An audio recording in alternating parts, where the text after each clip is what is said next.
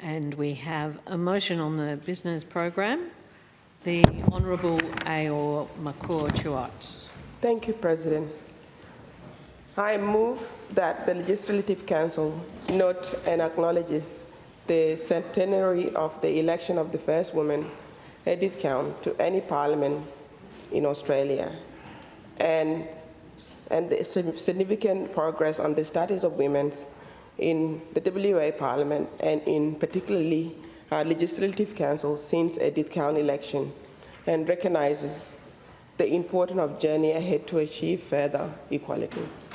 Members, the Honourable Ayor Makur-Chuat has moved that motion, and the question is the motion be agreed. The Honourable Ayor Makur-Chuat. Thank you, President. One day after the 100 years anniversary of Edith Cowan election, my dear friend, Caitlin Colleen, was elected as the 100th woman, which I was really proud of. Since 1921, 114 women have been elected in this parliament, and we all should be proud of this as well. A record of 43 women were also elected in the 41st parliament. Proudly, I can say 39 of these women's MPs are all my colleagues, and they are from the Greater Australian Labor Party. 13 are in this chamber, which I'm also proud of. In 2021, I was sworn in as the first South Sudanese woman in this parliament. It's something that anyone in this parliament should be very proud of. On the 19th of August as well, this Legislative Council also welcomed my infant son, Achol, which that moment was so emotional for me as a parent, and also for the women that have fought for this day, for that day to happen. My son was not considered as a stranger in this chamber, something that was so emotional to many women. I can say I'm so proud of all those that fought for this day, when women and our babies are welcome to come to this chamber and in our parliament. Another progress has happened in this chamber, and we should be proud of it as well. There was a room that opened for a new family room.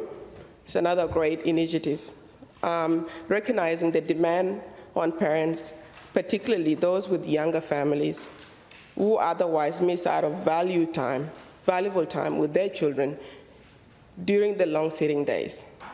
A further acknowledgement of mothers valued at this place, at the table of politics. It wasn't this way a long time ago. We should be proud of the changes that has happened ever since. WA first female premier was Cayman Lawrence.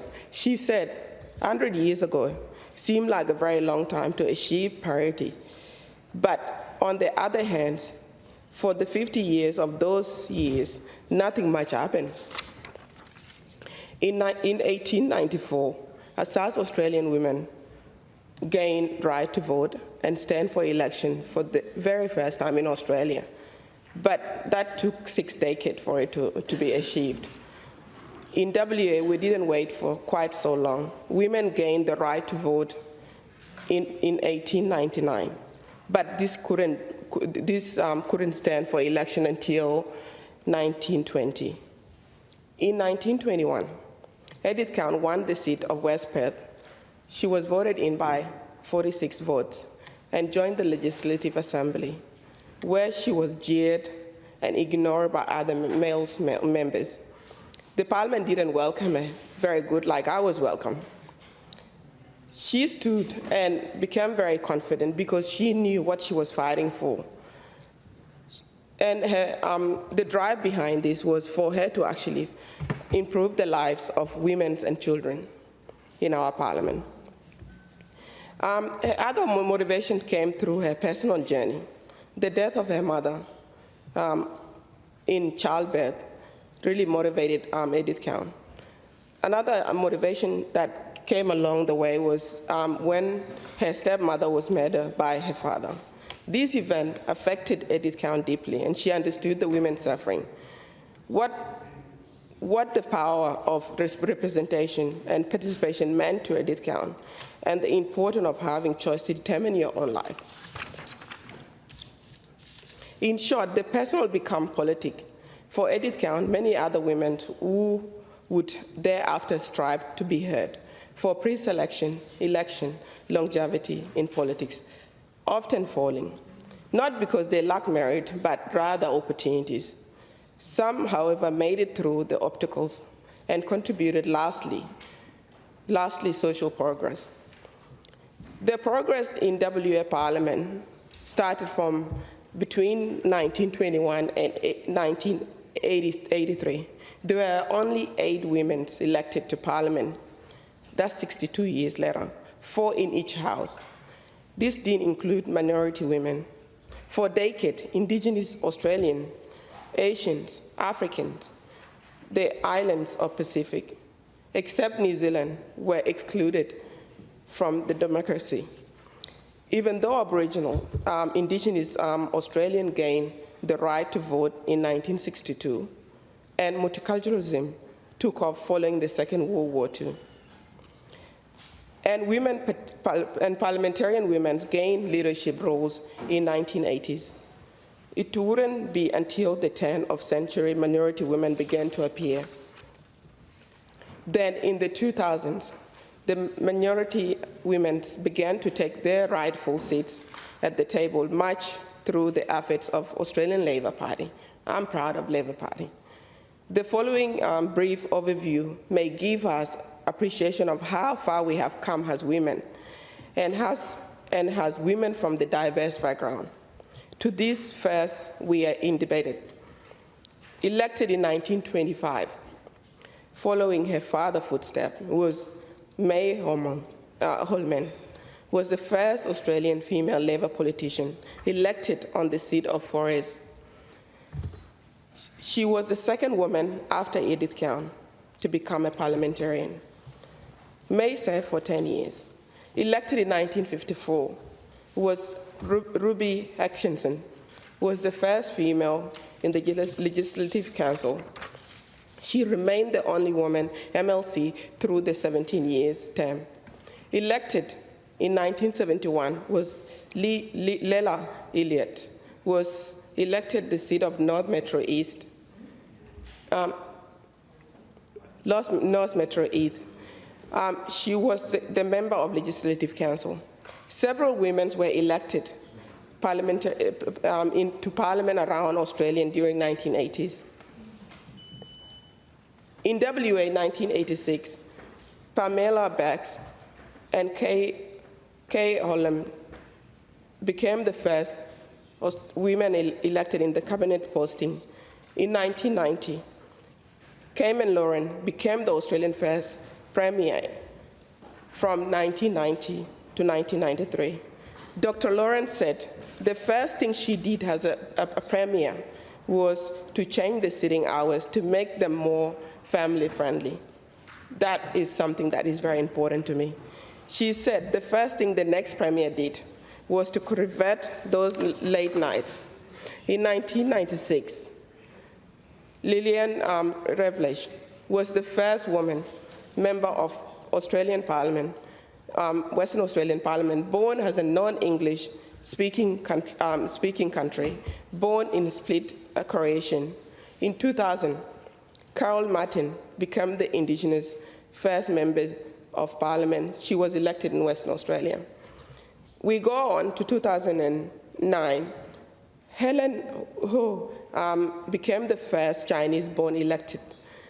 Notably, by 2013, Honorable Alana McTinnan had served at the local, state, and both federal level, which we should be proud of. In 2017, Honorable Sue Hillary became the first woman to be the leader of the House in Western Australia, something that we should be proud of. In 2021, I became the first South Sudanese woman elected in Parliament in Australia. I'm proud of this moment as a woman that grew up in between countries, was born in a refugee camp, came to Australia on a humanitarian visa when I was only 15 years. I didn't speak much English, had no informal education, yet I'm here. I'm the possibility that the courageous women who come before me dream about what fairness is and the opportunity the Australian, WA, and wider society. If you are a woman who wants to follow your passion and seek to change society for better, my standing here tells you that you can too.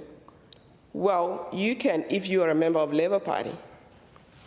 Journey ahead to the equality achievement. I arrived in this chamber of the results as a result of the Labour Party commitment to the affirmative action. I will share this word of my dear mentor, Janine Freeman, our former member for Mirrabooka. When everyone questioned the value of target for women in Parliament, they will have to question value of contributions, as I am proudly the result of the women and the supportive men ensuring the women like me are standing in this place.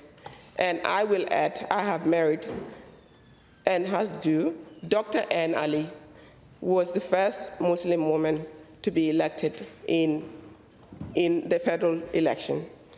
As we go on, there has been a lot of changes that has happened.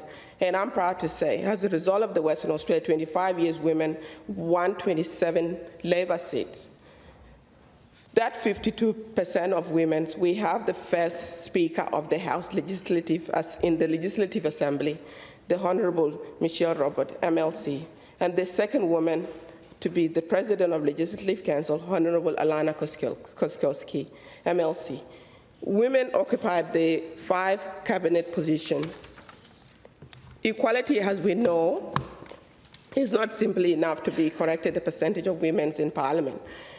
The quality of representation matter too, that our Parliament needs to be more diverse among all the political parties, not only Labour Party, that the truly lives of being representative in democracy really matter. And then our Parliament discuss will reflect on ideas and experience of the full community. Currently, the McGowan government is working to engage more women of diversity, women of color, women of culturally and linguistically diverse background, women from LGBTIQ plus community, women live with disability, neurodiversity women, young women, senior women, and others. We want to see some more diversity in this chamber, in this Parliament. We value their contributions in caucus, in cabinet, on committees, as elected offices, in department and corporate commercial workplaces. The McGowan government has progressed a number of initiatives that improve gender equality and empower women.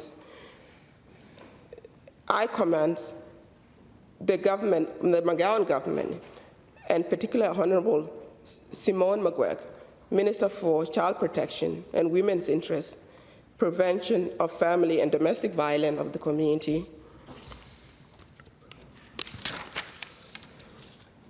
to work on the long-planned gender equality Strong Together, which will provide the framework for coordinate of the action plan by the government, business, organization, individual, to aim to advance the gender equality over the next 10 years.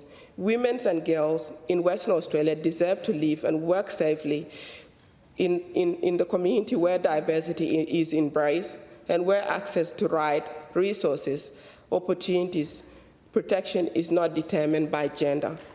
Equality with even greater diversity is a journey ahead to this Parliament. Thank you. Members, the question is that the